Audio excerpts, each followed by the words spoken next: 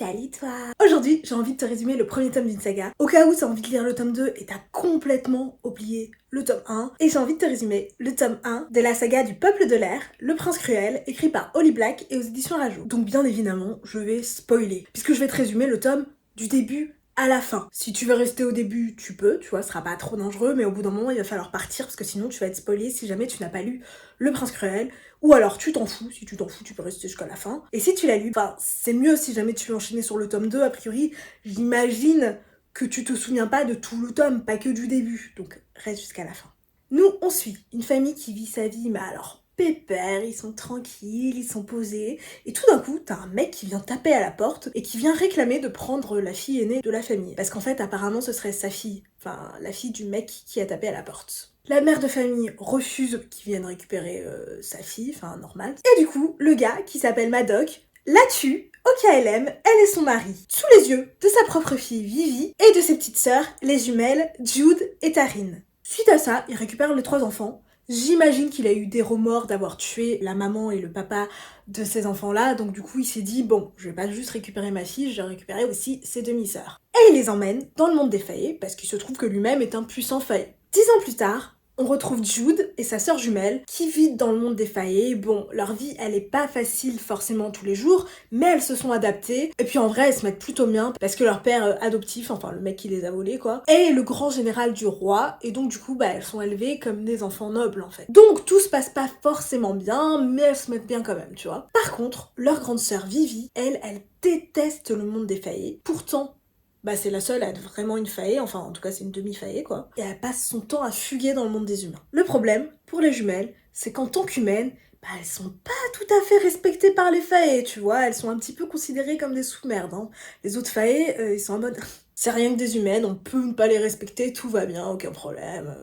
Voilà, ils sont un peu en mode comme ça, les autres faillés. Du coup, elles passent leur temps à se méfier de tout et de tout le monde, parce qu'en fait, les faillés, ils ont le pouvoir de les contrôler. Elles passent leur temps à se méfier de la nourriture qu'elles mangent. T'as par exemple certains fruits qui les mettent un peu dans un état second comme ça, comme si elles étaient pompettes, et tu peux faire un peu tout ce que tu veux d'elles une fois qu'elles ont mangé tes fruits. Rien n'est facile, rien n'est sûr, il faut se méfier de tout. Et surtout, en cours, elles sont avec le prince Cardan, qui est un sacré connard, voilà, hein, je crois qu'il n'y a pas d'autre mot pour le décrire, et il passe son temps à les bully avec l'aide de ses potes, sa bande de connards là, c'est tous des connards, qui est donc composée de Locke, Nicasia et Valérian. Heureusement pour Jude, elle a un fort caractère, elle passe son temps à se défendre et à pas accepter ce qu'on lui fait subir. Après je te dis heureusement, mais peut-être malheureusement, parce que Taryn, qui elle se défend beaucoup moins et qui est un peu en mode balèque, ils arrêtent très vite de la bully, elle, hein. Ils se concentrent vachement sur Jude. Les 2 jumelles savent quand même qu'elles ont un moyen d'être intégrées durablement dans le monde des faillés, hein.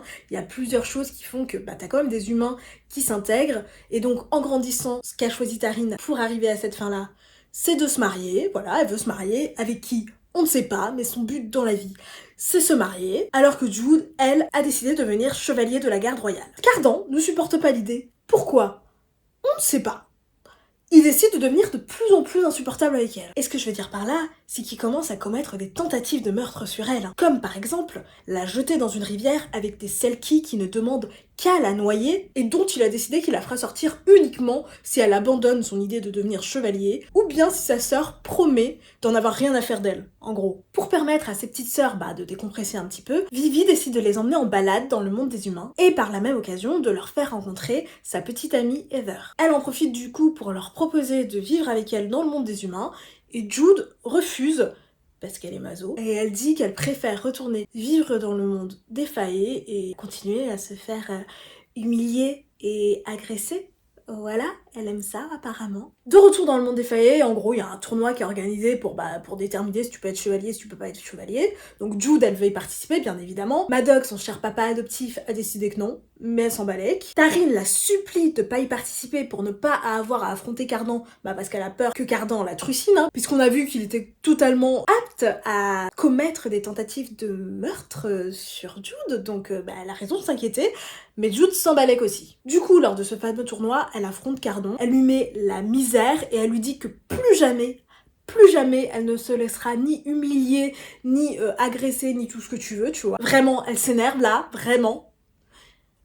Elle ne devient pas chevalier, Mais elle est repérée par un des grands frères du prince Cardan, le prince Dain, qui lui propose de devenir son espionne. Elle accepte à la condition qu'il lui fournisse un jet, une sorte de bouclier contre la magie des Fae, c'est-à-dire qu'ils pourront plus l'ensorceler et faire absolument tout ce qu'ils veulent d'elle. Il accepte. Et là, tu me diras, mais pourquoi le prince Dain s'intéresse-t-il à Jude? Ce n'est qu'une humaine totalement insignifiante. Eh bien, c'est justement parce que c'est une humaine que le prince Dain s'intéresse à elle, parce qu'il se trouve que les Fae, malgré le fait que beaucoup sont des gros connards, ils sont incapables de mentir, alors que les humains, eux, ils peuvent.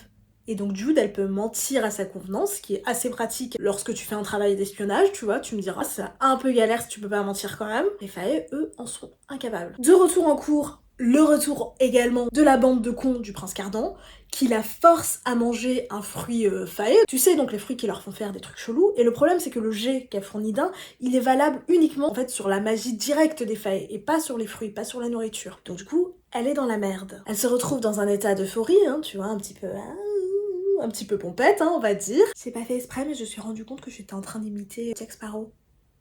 Pas fait exprès. Et elle est complètement la marionnette de la bande à Cardan, hein, elle obéit tout ce qu'ils veulent, et elle finit par se retrouver complètement nue devant sa classe. Tu sais, comme le cauchemar que tout le monde a fait, hein, je sais que t'as fait ce cauchemar-là, où tu te retrouves tout nu devant ta classe. Jude se retrouve plus ou moins dans cet état-là. Heureusement, Locke vient à son secours, et la ramène chez elle d'ailleurs, parce que finalement, il se trouve qu'il l'aime plutôt pas mal, hein, Jude, hein, voilà, le coquin. Madoc, lui, est furieux quand il apprend ce qui est arrivé à Jude, et il veut assassiner tous les gens responsables de ce qui lui est arrivé, parce que il aime plutôt bien le meurtre, hein, Madoc, hein, ça le fait plutôt bien kiffer de tuer des gens, on l'a vu déjà au début de l'histoire, mais Jude refuse de lui dire quoi que ce soit à propos de ses agresseurs. Alors qu'ils méritent tous de crever, ces salauds. Pas contente. Mais sa dure journée n'est pas finie puisqu'elle doit accomplir sa première mission pour le prince Dain, à savoir s'introduire chez le prince Balkan ou Balkin, je ne sais pas trop, pour chercher à savoir si jamais il complote contre Dain par exemple, parce que apparemment il voudrait prendre le pouvoir alors que actuellement c'est Dain qui est plutôt prédestiné à récupérer la couronne. Tu vois, le roi il a décidé qu'il avait bientôt fini, qu'il avait envie de léguer sa place à un de ses fils, et c'est Dain qui est prédestiné à devenir le prochain roi. Et peut-être que Balkan n'a juste pas envie puisqu'il veut lui-même peut-être devenir roi.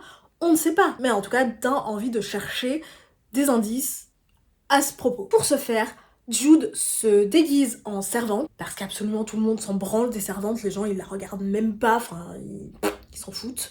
Donc elle passe complètement incognito, et là-bas, elle découvre effectivement des preuves que, en tout cas, du poison a été commandé, et elle soupçonne que c'est probablement pour assassiner le prince Dain de façon un petit peu sournoise, tu vois, de façon qu'on sache pas trop qui est responsable de tout ça.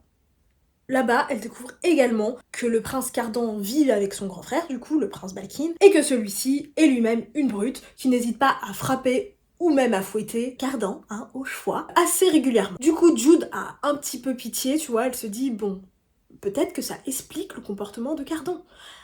Jude, si tu veux, ça explique, y a pas de problème. Par contre, ça n'excuse pas. Attention, être un enfant battu, c'est effectivement très très mal, mais ça n'excuse absolument pas de commettre des tentatives de meurtre sur autrui.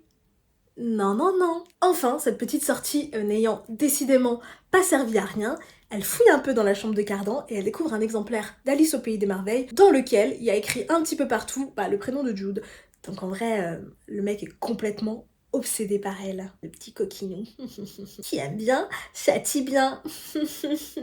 En vrai, si je peux donner un petit conseil, humilier sans crash et accessoirement attenter à ses jours, c'est pas bien. Et en général, ça ne permet pas d'être en couple avec plus tard. Ce n'est pas la solution. Jude vient alors faire son compte rendu à Dain avec ses infos sur le poison, parce que ses infos sur le prince Cardan, Dain il en a rien à foutre, ça le regarde pas, il s'en fout, c'est son petit frère. Elle lui parle de la commande du poison, et en fait de là, Dain se rend compte que l'écriture sur le message, c'est l'écriture de la mère de Nicassia, qui est en gros la reine des mers, et une sorte de sirène accessoirement, hein, parce que je l'ai pas dit, mais dans le monde des Fae, il y a toutes sortes de créatures magiques. D'ailleurs, la plupart des êtres croix sont verts, rouges, bleus, tout ce que tu veux. C'est assez haut en couleur. En tout cas, Dain va emmener Jude rencontrer la Cour des Ombres, qui est un espèce de groupe d'espions, composé du cafard, du fantôme et de la bombe. Particulier comme choix de nom. mais chacun fait bien ce qu'il veut. Et cette fameuse cour des ombres a pour mission de former Jude, l'entraîner encore plus au combat, parce qu'elle sait déjà plutôt bien se battre grâce à son papa adoptif qui l'a bien entraîné à l'épée, tout ça, mais ils vont l'entraîner encore plus, ils vont l'entraîner dans son boulot d'espion, et on va également lui conseiller de s'empoisonner tous les jours pour pouvoir être immunisé contre les poisons et contre les fruits des faées en fait. Ce qu'elle va faire, ce qui va la rendre complètement malade, mais ça va effectivement l'immuniser contre les fruits et les poisons des faées. Donc elle se torture certes, mais j'ai dit plutôt qu'elle était maso, mais c'est pratique, c'est pour la bonne cause. Et d'ailleurs en parlant de ça, là le G, là, l'espèce de bouclier protecteur là contre la magie des faées, est plutôt très efficace, puisque Valérian, on rappelle un des connards de la bande de Cardan, décide tout bonnement de l'ensorceler pour qu'elle se suicide. Juste, on en est là. Ils essayent de la faire se suicider. C'est scandaleux. Je suis scandalisée. Heureusement, grâce au G, ça marche pas. En plus de ça, en rentrant, elle se fait engueuler par Dain, voilà, il manquait plus que ça. Il lui dit en gros qu'il veut pas qu'elle montre à qui que ce soit ses capacités à résister aux ensorcellements, blablabla, enfin voilà, il lui fait la morale. Tu veux quoi, qu'elle se laisse défenestrer, c'est ça? C'est ça que tu voulais? Comme ça, au moins, elle révèle rien du tout, y a aucun souci, puisqu'elle est décédée. Et pour la punir, du coup, d'avoir fait un truc qu'il voulait pas qu'elle fasse, sans même lui avoir prévenu qu'elle était pas censée le faire d'ailleurs, soit disant passant, il décide de lui demander de se planter une lame de couteau dans la main. Il l'ensorcelle pas pour le faire, il l'oblige pas, il lui demande de le faire. Et comme elle est maso, elle le fait. Peu de temps plus tard, Valérian s'introduit complètement pété dans la chambre de Jude pour tenter de l'assassiner, puisqu'il a pas réussi la première fois. Voilà, il y va avec des armes, comme ça, puisqu'il n'arrive pas à l'ensorceler. Les armes, peut-être que ce sera efficace, mais comme il est complètement pété, Jude, elle arrive très facilement à se défendre et à le tuer à la place et l'enterrer dans le jardin. Il a que ce qu'il mérite. Moi, je suis plutôt contre le meurtre, mais je ne vais pas cacher que là, voilà. Oh ça va, je sais que tu me juges, mais attends, c'était de la légitime défense, le mec s'est introduit chez elle, armé, il tente de la tuer pour la énième fois, elle s'est juste défendue en fait. Au bout d'un moment, il faut bien qu'elle se défende. Sur une note un petit peu plus légère, faisons un point amour. Il se trouve que Jude flirte régulièrement avec Locke, j'ai dit qu'il était un petit peu intéressé par elle, du coup il flirte plutôt pas mal, et plus si affinité, si tu vois ce que je veux dire. Je ne parle pas de la chose, je ne parle pas de cul, Ce premier tome, en tout cas, est plutôt prude à ce niveau-là, y a rien du tout. Je parle uniquement de petits bisous, petite obsédée. Tarine, elle, de son côté, annonce comme ça au KLM qu'elle va se fiancer le soir du couronnement. Avec qui? On ne sait pas, elle ne veut rien dire la petite cachotière. On apprend également côté cœur que la belle-mère des filles, Oriana, qui est donc l'épouse actuelle de Madoc, avant d'être son épouse, elle était ni plus ni moins que l'épouse du grand roi, donc à savoir Eldred. On apprend ça aussi. Est-ce que cette info va te servir lorsque tu liras le tome 2? Peut-être, peut-être pas, je ne sais pas, mais j'ai jugé bon d'en parler. Le point cœur est maintenant terminé. Passons maintenant au côté espionnage. Elle retourne faire ses petites missions chez Balkan, la travestie en servante. Elle ne trouve absolument rien de pertinent pour la faire. Par contre, elle décide de faire libérer une servante, parce qu'elle a un peu pitié, tu vois. Surtout que c'est souvent des servantes humaines qui sont manipulées et envoûtées par les faées. Et elle a envie de ramener la servante dans le monde des humains. Mais la servante préfère mourir.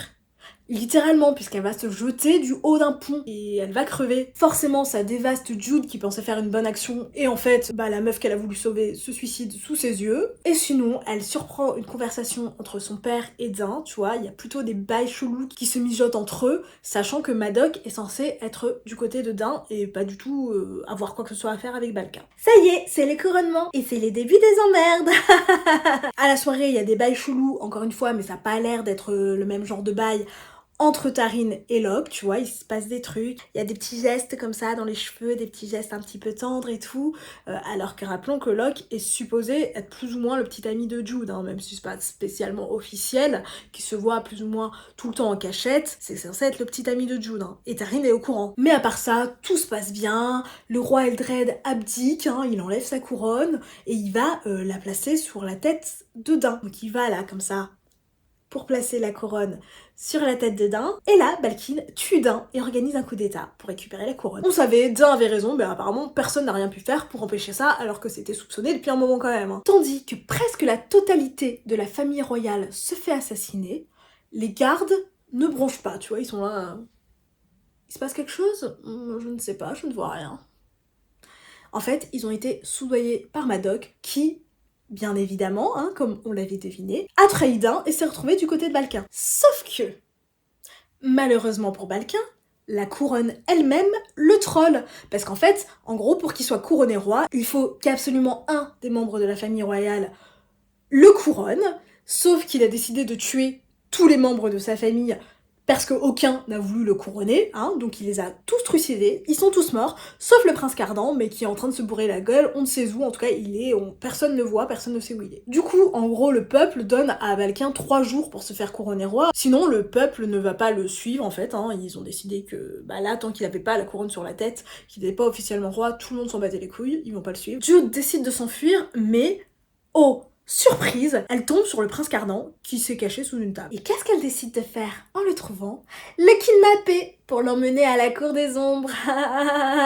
Après quelques blabla avec la cour des ombres qui décide qu'est-ce qu'on fait de Cardan, est-ce qu'on le tue, est-ce qu'on le garde, est-ce qu'on négocie, est-ce que blablabla blablabla. Jude retourne chez elle pour tenter de découvrir et de démasquer les plans de Madoc, mais c'est Tarine, fiancée à Locke, qu'elle découvre chez elle à la place. Le bougre se tapait les deux jumelles.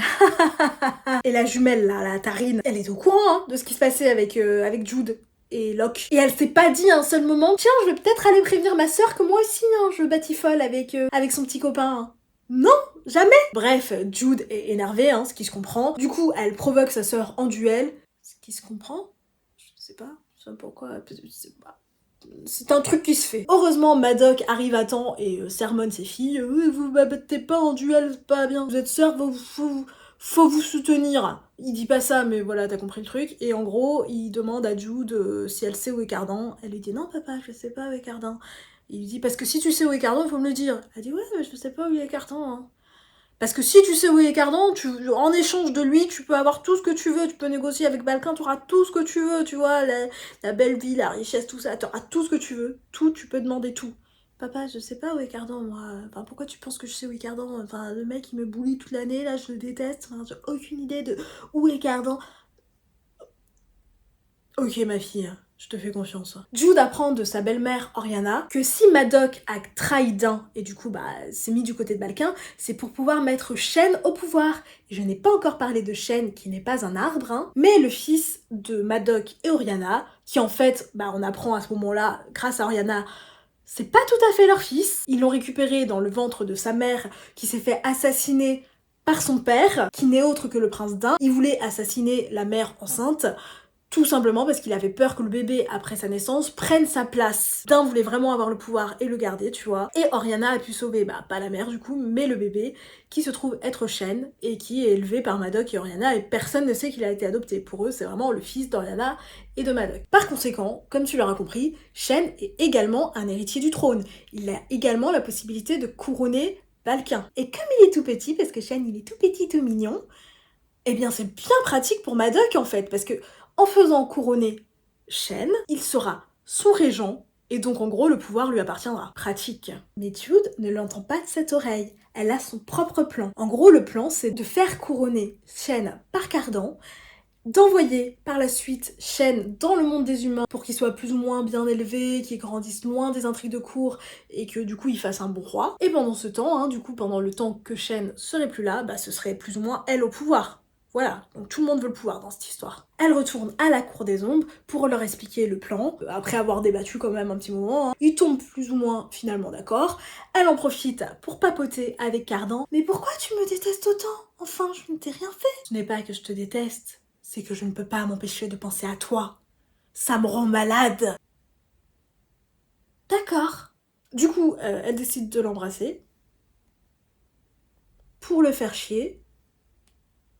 Mais ça marche pas trop parce que, en fait, ça lui fait des trucs à elle aussi. Ils décident de passer tous les deux un marché faillé. En gros, c'est un truc vraiment inviolable, hein, tu peux vraiment rien faire contre. Et du coup, en gros, pendant 1 an et 1 jour, Jude pourra faire de Cardan, sa bitch. Hein. Elle pourrait faire tout ce qu'elle veut du prince Cardan, tu vois. C'est plutôt une bonne manière de se venger, hein, on aime bien. Et elle argumente en disant oui mais c'est juste le temps que Chêne soit au pouvoir, hein. Juste le temps, il faut nous donner un peu de temps, donc 1 an et 1 jour, ce sera pile le temps, ce sera suffisant pour mettre Chêne au pouvoir, il y a aucun problème.